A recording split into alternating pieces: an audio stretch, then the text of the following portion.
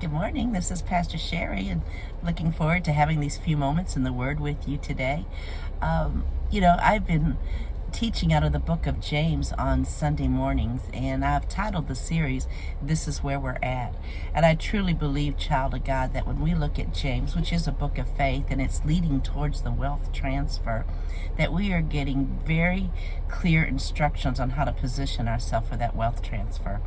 We find that what's going on here is James, he's reaching out to his congregation who is scattered through persecution.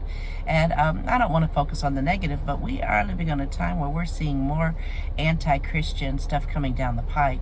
But praise God, we are freer than other nations, and we will continue to be so. But this is what he tells them. He tells them to count it all joy. He tells them to let patience have its perfect work. In other words, to continue in well-doing.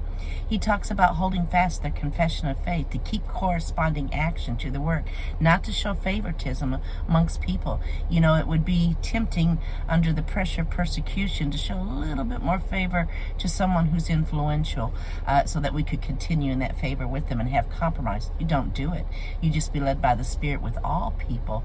He tells them to guard their hearts and not to get into bitterness, and he just gives them these instructions, which is what they've been taught all along, but it will keep them moving forward in the midst of the persecution, in the midst of the opposition, and it's going to take them right into the wealth transfer. So, child of God, I encourage you, stir up your joy, and you let patience have a perfect work. You hold fast your confession of faith. Keep the corresponding action going. Guard your heart towards other people, and just watch what God is going to do. I want to remind you, this is not earning the promises of God. No, what this is doing is it's keeping you in motion with your faith so that you will be right there to receive the blessing of God. I love you, and I look forward to being with you on Wednesday.